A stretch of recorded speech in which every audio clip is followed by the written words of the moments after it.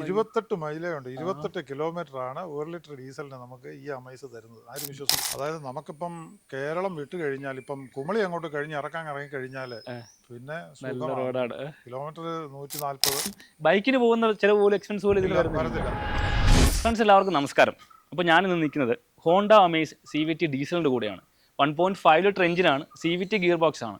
അതായത് 2018-19 കാലഘട്ടത്തിൽ ഇറങ്ങിയ ഫേസ് ലിഫ്റ്റഡ് ഡീസൽ വെർഷനാണ്. ഇതിൻ്റെ ഏറ്റവും വലിയ സ്പെഷ്യാലിറ്റി എന്ന് പറഞ്ഞിട്ടുണ്ടെങ്കിൽ ഹോണ്ടയ്ക്ക് ഡീസൽ എഞ്ചിൻ ഉണ്ടായിരുന്ന ഒരു കാലഘട്ടത്തിലെ ഏറ്റവും ജെം വണ്ടികളിലൊന്നാണ്.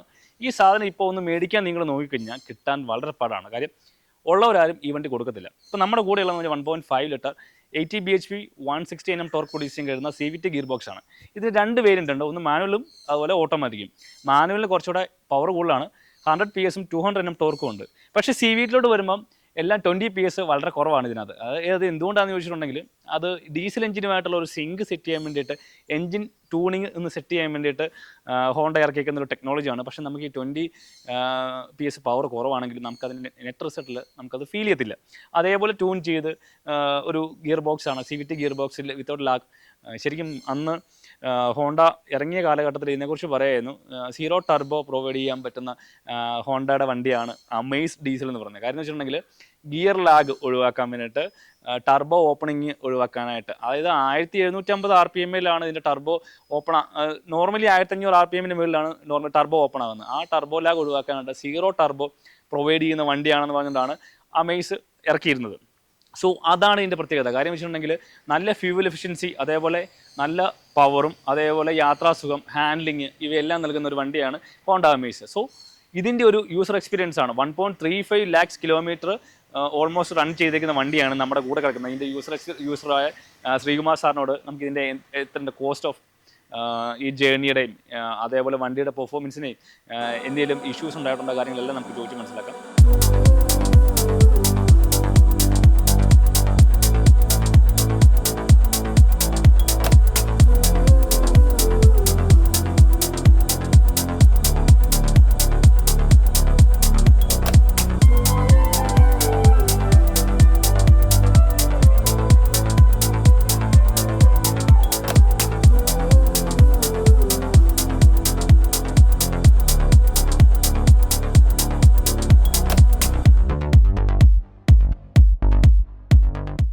ഫ്രണ്ട്സ്, അപ്പോൾ നമ്മുടെ അമേസ് CVT S വേരിയൻ്റ് ആണ്, ഏറ്റവും ബേസ് വേരിയൻ്റ് ആണ്. അതിൻ്റെ വിശേഷങ്ങൾ പറയാൻ വന്നേക്കുന്നത് ശ്രീകുമാർ സാറാണ്. ഇത് almost 1 lakh something 1.5 lakhs nearly 1.35 1.35 lakhs kilometre ഓടിയ വണ്ടിയാണ്. അപ്പോൾ അതിൻ്റെ വിശേഷങ്ങൾ പറയാനായിട്ട് നമുക്ക് ശ്രീകുമാർ സാറെ നമ്മുടെ വീഡിയോയിലേക്ക് സ്വാഗതം ചെയ്യാം. സാറേ, നമ്മുടെ വീഡിയോയിലേക്ക് സ്വാഗതം. ഹലോ സാറ് എന്ത് ചെയ്യുകയാണ്? എനിക്ക് ബിസിനസ്സാണ്. ഓക്കെ. ഹോട്ടൽ മേഖലയിലാണ്. ഓക്കെ. അപ്പോൾ നമ്മുടെ ഇത് മാത്രം അമേസ് മാത്രമാണ് യൂസ് ചെയ്യുന്നത്? അല്ല, എനിക്ക് ആദ്യം ഇന്നോവ ഉണ്ടായിരുന്നു. ഒരു 10 വർഷക്കാലം ഞാൻ ഇന്നോവ ഉപയോഗിച്ചിരുന്നു. ഓക്കെ. അതിനുശേഷമാണ് ഞാൻ പിന്നെ താറുണ്ടായിരുന്നു.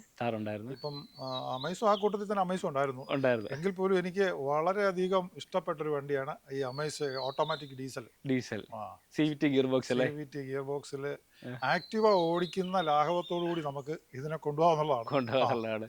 ഇതിപ്പോ 1.35 1,30,000 കിലോമീറ്റർ ആയി. ശരിക്കും ഹോണ്ട അമേസിലോട്ട് ശരിക്കും പറഞ്ഞാൽ ഇന്നോവ ഒരു 7 സീറ്റർ വണ്ടിയാണ്, വലിയ വണ്ടിയാണ്. ഗ്രൗണ്ട് ക്ലിയറൻസ് ഉള്ള വണ്ടിയാണ്.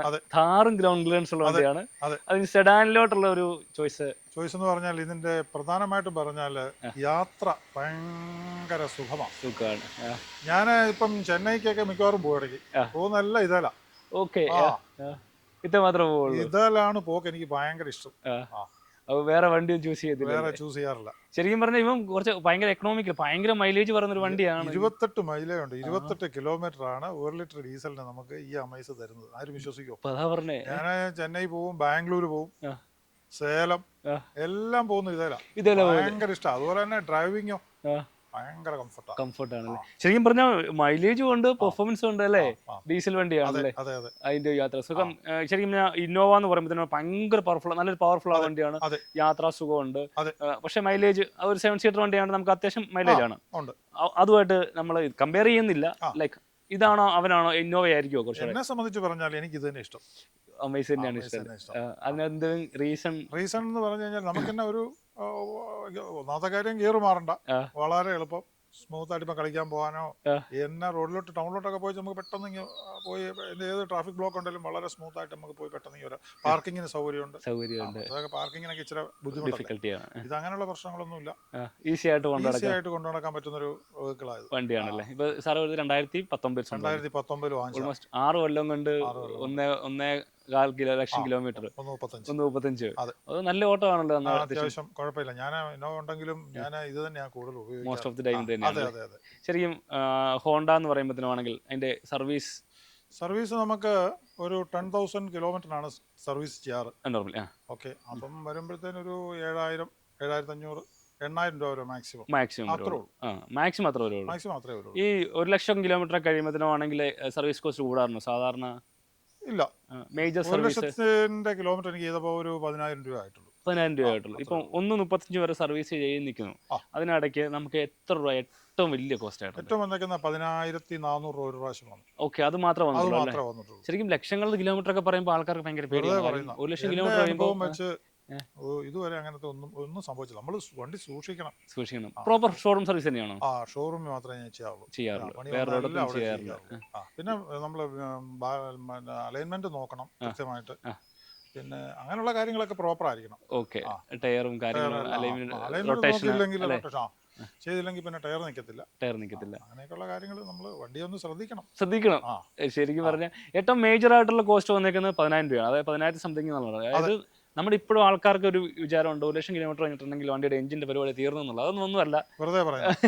ടൊയോട്ട കഴിഞ്ഞാൽ ഏറ്റവും റിഫൈൻഡ് ആയിട്ടുള്ള അല്ലെങ്കിൽ ഏറ്റവും റിലയബിൾ ആയിട്ടുള്ള ഒരു എഞ്ചിൻ കൂടിയാണ് ഹോണ്ടയുടെ എഞ്ചിൻ എന്ന് പറഞ്ഞിട്ടുണ്ടെങ്കിൽ.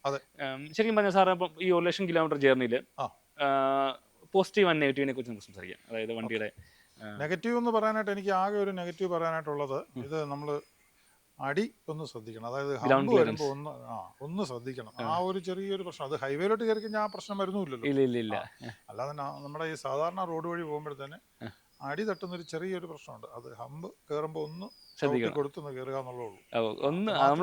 സാധാരണ വണ്ടി യൂസ് ചെയ്യുന്ന പോലെ കുറച്ച് യൂസ് ചെയ്യുമ്പോൾ ശ്രദ്ധിക്കണം. അത് മാത്രമേ ഇപ്പം എനിക്ക് പറയാനായിട്ടുള്ള ഒരു നെഗറ്റീവ് പറയാനായിട്ട് അത് മാത്രമേ ഞാൻ പറയത്തുള്ളൂ. സെഡാൻ വണ്ടികൾ വരുമ്പോൾ പൊതുവെ ഗ്രൗണ്ട് ക്ലിയറൻസ് കുറവാണ്. അതെ, അത് നമ്മൾ അതിനെ അക്സെപ്റ്റ് ചെയ്തേ പറ്റുള്ളൂ. പിന്നെ ബാക്കിയുള്ള എന്തെങ്കിലും നെഗറ്റീവ്സ് ഫീൽ ചെയ്തിട്ടുണ്ട്? വേറെ ഒരു നെഗറ്റീവ്സ് എനിക്ക് പറയാനില്ല. AC ആണെങ്കിലും നല്ല കൂളിങ്. ഒരു നെഗറ്റീവ്സും ഞാൻ പറയത്തില്ല. പെർഫോമൻസ് എങ്ങനെയുണ്ട് വണ്ടിയുടെ? നല്ല പെർഫോമൻസ്. ഇത് ഞാൻ ഏറ്റവും രസകരമായ സംഭവം അതല്ല. എനിക്ക് പായിപ്പാട് ഹോട്ടലുണ്ട്. അപ്പോൾ ഹോട്ടല് ക്ലോസ് ചെയ്യുന്ന 11 മണിക്കാണ്. 11 മണി കഴിഞ്ഞ് ഞാൻ വരുന്ന വഴിക്ക് മിക്കവാറും ഞങ്ങൾ ഇവിടെ കോട്ടയം ഏറ്റുമാനൂർ വരെ ഏതെങ്കിലും ഒരു വണ്ടിയായിട്ടൊരു പിടുത്തത്തിലാണ് വരുന്നത്. മിക്കവാറും പിടുത്തമുണ്ടാവും. ഞാൻ വിട്ടുപിടിക്കുകയില്ല. കാലം കൊടുത്തിട്ടുണ്ട്. ആക്സിലേറ്റർ കൊടുത്തേക്കും പറക്കും. ഡീസലും കൂടി ആയതുകൊണ്ട് പറക്കും വണ്ടി. ഞാൻ ഏറ്റുമാനൂർ വരെ ഞാനായിരിക്കും ഫസ്റ്റ്. എങ്ങനെയാണ് നമ്മൾ പിടികൊടുക്കത്തില്ല. ഓക്കെ, അങ്ങനെ നോക്കുമ്പോൾ പെർഫോമൻസ് ഇപ്പം നമ്മൾ ശരിക്കും പറഞ്ഞാൽ സാറ് കമ്പയർ ചെയ്യാൻ പറ്റുന്ന രണ്ടും ഭയങ്കര, ഒന്ന് 2.5 ലിറ്റർ എഞ്ചിൻ, ഒന്ന് പിന്നെ താറ്, എല്ലാം കൂടെ വരുമ്പോഴത്തേനും അതും ഇതുമായിട്ട് കമ്പയർ ചെയ്താൽ എനിക്കിഷ്ടം ഇത് ഒരു മാറ്റവും ഇല്ല. ഞാൻ ഇടയ്ക്കിടയ്ക്ക് ഇങ്ങനെ കിളികളി ചോദിക്കുന്നുണ്ട്. അതിലും ശരിക്കും ഇന്നോവയാണോ യാത്രാസുഖം? അത് ശരിക്കും കമ്പയർ ചെയ്യാൻ പറ്റാത്ത ഒരു 2 തലങ്ങളാണ്. വാട്ടെവർ, ഇന്നോവയാണോ യാത്രാസുഖം, ഇവനാണോ യാത്രാസുഖം? അതായത് എനിക്ക് നമ്മൾ ഡ്രൈവ് ചെയ്ത് പോകുമ്പോൾ എപ്പോഴും ഇത് തന്നെയാണ് നല്ലത്. നമുക്ക് ഡ്രൈവ് ചെയ്ത് പോകാനായിട്ട് ഏറ്റവും ഒതുക്കമുള്ള വണ്ടിയും യാത്രാസുഖമുള്ളതും ഓടിക്കാനും സുഖം. ലോങ് എവിടെയെങ്കിലും സാർ പോയേക്കുന്ന? ലോങ് പോയേക്കുന്ന മിക്കവാറും ഞാൻ ചെന്നൈ പോകാറുണ്ട്, ബാംഗ്ലൂർ പോകാറുണ്ട്, പിന്നെ തേനി പോകാറുണ്ട്. ഇതെല്ലാം പോകുന്നത്. ആരെങ്കിലും ഫ്രണ്ട്സിനെ ആരെങ്കിലും ഞാൻ കൂട്ടിക്കൊണ്ട് പോകും. ഒറ്റയ്ക്ക് പോകാറില്ല. ആരെങ്കിലും ഒരു ഫ്രണ്ട്സിനെ കൂട്ടി ഞങ്ങള് 2 പേരും അങ്ങ് പോകാറ്. ആരെങ്കിലും കാണും എൻ്റെ കൂട്ടത്തിൽ. ലോങ് എക്സ്പീരിയൻസ് പറഞ്ഞിട്ടുണ്ടെങ്കിൽ യാത്രാസുഖം എങ്ങനെ ഫീൽ ചെയ്യുന്നു, അല്ലെങ്കിൽ ബിൽഡ് ക്വാളിറ്റി അങ്ങനെയൊക്കെ എങ്ങനെ പറഞ്ഞുതരാം. അതായത് നമുക്കിപ്പം കേരളം വിട്ട് കഴിഞ്ഞാൽ, ഇപ്പം കുമളി അങ്ങോട്ട് കഴിഞ്ഞ് ഇറങ്ങി കഴിഞ്ഞാൽ പിന്നെ കിലോമീറ്റർ 140 വരെയൊക്കെ ഞാനിതേ പോയിട്ടുണ്ട്. അതൊക്കെ കൺട്രോളർ സ്പീഡാണോ? വണ്ടി ഹാൻഡ്ലിങ്ങും അതാണ് ഏറ്റവും വലിയ അഡ്വാൻറ്റേജ്. നമ്മൾ എവിടെ ചവിട്ടണോ ഓൺ ദ സ്പോട്ടിൽ നിന്നിരിക്കുക വണ്ടി ഒരു പ്രശ്നമില്ല. എങ്ങനെ വേണം നമുക്ക് സ്പീഡ് വെച്ചാലും കുഴപ്പമൊന്നുമില്ല. ഒരു കുഴപ്പമില്ല. കൺട്രോളർ സ്പീഡാണ്, ഒരു കുഴപ്പമില്ല. ഒബിയസ്ലി സെഡാൻ എന്നുള്ളൊരു ഡിസൈൻ വരുമ്പോഴത്തേനാണെങ്കിൽ അതിന് സ്പീഡ് ക്രൂസ് ചെയ്യാൻ അവൻ ഡിസൈൻ ചെയ്തേക്കുന്നത് വേണ്ടി തന്നെയാണ്.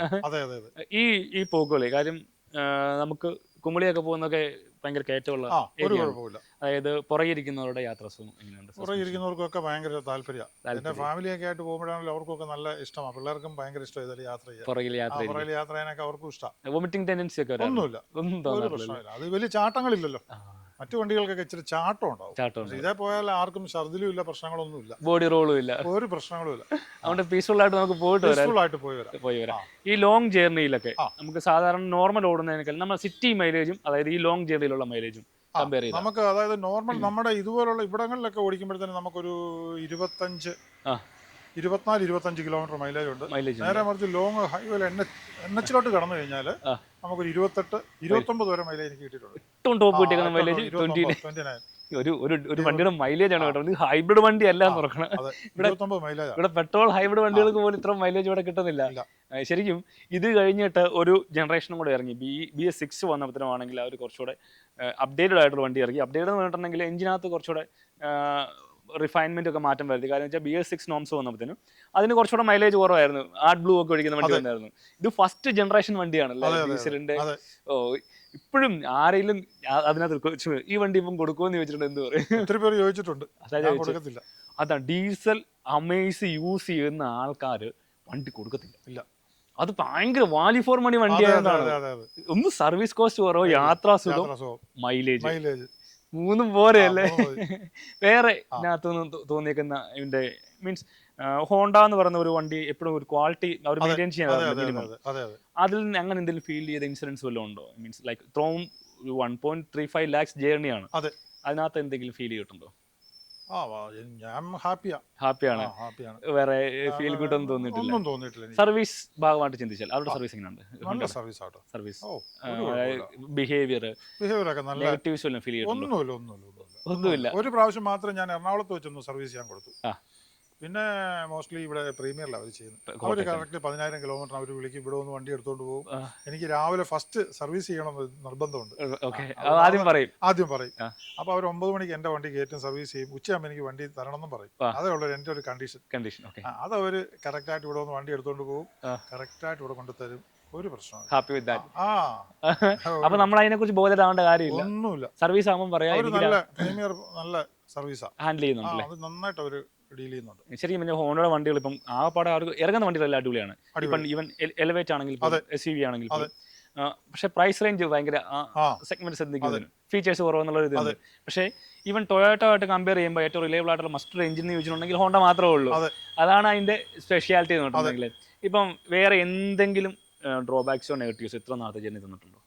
എനിക്ക് ആകെ ഒരു ഡ്രോബാക്ക് എന്ന് പറയാനായിട്ടുള്ളത് ഈ അടി തട്ടുന്ന ഒരു ചെറിയൊരു പ്രശ്നമുണ്ട്. അല്ലാതെ വേറെ എനിക്കൊന്നും പറയാനില്ല. എന്തോരം ചോദിച്ചാലും നല്ലത് മാത്രമേ ഉള്ളൂ. അടി തട്ടുന്നെന്ന് പറഞ്ഞാൽ ഇടയ്ക്ക് നമ്മൾ ഹമ്പ് വരുമ്പോഴത്തേനും നമ്മളൊന്നും ശ്രദ്ധിച്ചു പോകും, ചവിട്ടി ഒന്ന് കയറി പോകണം, അത്രേ ഉള്ളൂ. വരുന്ന സ്പീഡിൽ തന്നെ അങ്ങ് പോയി കഴിഞ്ഞാൽ ചിലപ്പോൾ ഒന്ന് തട്ടും. പവർ ലാഗ് വന്നിട്ടുണ്ട്, ഇനിഷ്യൽ പവർ ലാഗ് ഒരിക്കലും ഇല്ല. കാരണം ചെയ്യുന്നതിന്റെ മാനുവൽ വണ്ടി കുറച്ചുകൂടെ പവർ കൂടുതലുണ്ട്. CVT ഞാൻ നോക്കിയിട്ട് അതിലും പവർ കൂടുതൽ ഇതിന് തന്നെയാണ്. അത് അവർ എഞ്ചിന്റെ ഒരു ട്യൂൺ അഡ്ജസ്റ്റ്മെന്റ്, നമുക്കിതിപ്പോ ഗിയറുള്ള വണ്ടിയായിട്ട് ഇവനെ കോമ്പറ്റ് ചെയ്യാൻ പറ്റത്തില്ല. അതാണ് CVT കൂടെ. മനസ്സിലായില്ലേ? ഞാൻ പറഞ്ഞില്ല, ഞാൻ ചങ്ങനാശ്ശേരിയിൽ നിന്ന് ഹോട്ടലിൽ നിന്ന് ഇറങ്ങി ഞാൻ ഹൈവേയിലോട്ട് വന്നു കഴിഞ്ഞാൽ ഏതെങ്കിലും ഒരുത്തനായിട്ട് പിടുത്തമുണ്ടാവും. അപ്പം അതിനകത്ത് ഒരു വിട്ടുവീഴ്ചയില്ല ഈ പുള്ളിക്ക്. വിട്ടുവീഴ്ചയില്ല. എങ്ങനെ വേണമെങ്കിലും കേറി കൊണ്ടുപോകാൻ നമ്മളെ കൊണ്ട് സാധിക്കല്ലേ. ചെറിയൊരു റൈഡിങ് എക്സ്പീരിയൻസ് ചെയ്യാം അല്ലേ? നമ്മൾ പറഞ്ഞാൽ മാത്രം പോരല്ലോ, റൈഡിങ്ങിന്റെ നോക്കും കൂടെ ഉണ്ട് അല്ലേ? ഇപ്പോൾ ഓൾമോസ്റ്റ് 1.35 lakhs കിലോമീറ്ററിലെ മേജർ, അതായത് സസ്പെൻഷൻ ഒക്കെ ചേഞ്ച് ചെയ്തിട്ടുണ്ട്. സസ്പെൻഷൻ ഇതുവരെ ചേഞ്ച് ചെയ്തിട്ടില്ല. വണ്ടി വന്ന് സ്റ്റോക്ക് സസ്പെൻഷൻ തന്നെയാണ് യൂസ് ചെയ്യുന്നത് അല്ലേ? ഓക്കെ. അപ്പം ബ്രേക്ക് പാർട്സ്, ബ്രേക്ക് ഷോ ഒരു പ്രാവശ്യം മാറിയിട്ടുണ്ട്. അതായത് ഈ ഇത്രയും കിലോമീറ്റർ ഒരു പ്രാവശ്യം മാറിയിട്ടുള്ളൂ. അപ്പൊ ആവറേജ് ലൈഫ് സ്പാൻ എന്ന് പറഞ്ഞിട്ടുണ്ടെങ്കിൽ ഭയങ്കരമാണല്ലോ. എത്ര കിലോമീറ്റർ ആണ് ഓർക്കുന്നുണ്ടോ? അത് 1 lakhന്റെ സർവീസ് ചെയ്തപ്പോഴാണ് ഒരു പ്രാവശ്യം ബ്രേക്ക് ഷൂ മാറിയത്. 1 lakh കിലോമീറ്ററിലാണ് കേട്ടോ ബ്രേക്ക് ഷൂ മാറുന്നത്. നമ്മുടെയൊക്കെ 20,000 കിലോമീറ്ററിലൊക്കെ ഹ്യുണ്ടായും റെനോട്ടൊക്കെ മാറാൻ പറയുമ്പോൾ ഇവിടെ 1 lakh കിലോമീറ്റർ ആണ്. എനിക്ക് ടൊയോട്ട വണ്ടികൾ കുറച്ചുകൂടെ ബ്രേക്ക് പാർട്സ് കിട്ടാറുണ്ട് പ്രോമിസിംഗ് ആയിട്ട്. പക്ഷെ ഹോണ്ടയ്ക്ക് അതുപോലെ തന്നെ ഉണ്ടല്ലേ? ദയവായിട്ട് സ്റ്റോക്ക് സസ്പെൻഷൻ ആണ്. സസ്പെൻഷനിൽ ഇതേവരായിട്ടും വേറെ ഒന്നും ചെയ്തിട്ടില്ല. ആ പാടെ എനിക്ക് തോന്നുന്നത് ചുമ്മാ ഡീസൽ അടിക്കുക, ടയർ ലൈഫ് അത് എത്രയുണ്ട്? ടയർ എനിക്ക് ആദ്യത്തെ ടയർ കമ്പനിയുടെ ടയർ വന്ന് 40,000 കിലോമീറ്റർ കിട്ടി. 40,000 കിട്ടി. അത് കഴിഞ്ഞിട്ട് പിന്നെ അടുത്ത് 40,000 മാറി. പിന്നെ ഇപ്പം മൂന്നാമത്തെ പ്രാവശ്യം. മൂന്ന് പ്രാവശ്യം ടയർ മാറി, നാലാമത്തെ ടയർ റണ്ണിങ് റണ്ണിങ് ആണ് നടന്നിരിക്കുന്നത് അല്ലേ? ടയറിന് ആവറേജ് 40,000 42-44 ആ ഒരു റേഞ്ചിൽ കിട്ടും, എന്നെ കാണിച്ചാലും കിട്ടും അല്ലേ? Okay okay. അപ്പം ടയർ ലൈഫ് ആണെങ്കിൽ ഈവൻ അത്യാവശ്യം നല്ല ടയർ ലൈഫ് ആണല്ലേ? നമുക്കൊന്ന് ജസ്റ്റ് ഒന്ന് കാല് കൊടുത്ത് നോക്കിയാലോ? ട്രാൻസ്മിഷൻ ഒക്കെ സ്മൂത്ത് ആണല്ലേ? ഓക്കെ. സെക്കൻഡിനുള്ളിൽ പറക്കും. കണ്ടോ വണ്ടി കയറ്.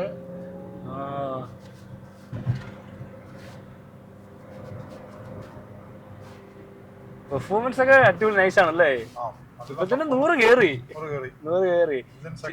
വിത്തിൻ സെക്കൻഡ്സിനുള്ളിൽ 100 കയറുന്നുണ്ട്. ഒരു പ്രശ്നമില്ല. അതായത് ഇപ്പൊ നമ്മുടെ വണ്ടി ഓടിക്കൊണ്ടിരിക്കുന്നത് 40-ലാണ്. വിത്തിൻ സെക്കൻഡിനുള്ളിൽ ഇത് 100 ആവും. ആ പുള്ളല്ലേ നമുക്ക് ആ ഒരു ഹാൻഡിൽ ചെയ്യാൻ വേണ്ടിയല്ലേ? ഓക്കെ. ഇപ്പൊ 100 ആയി. അത് ഗിയർ ഈസി, ട്രാൻസ്മിഷൻ സ്മൂത്ത് ആണല്ലേ?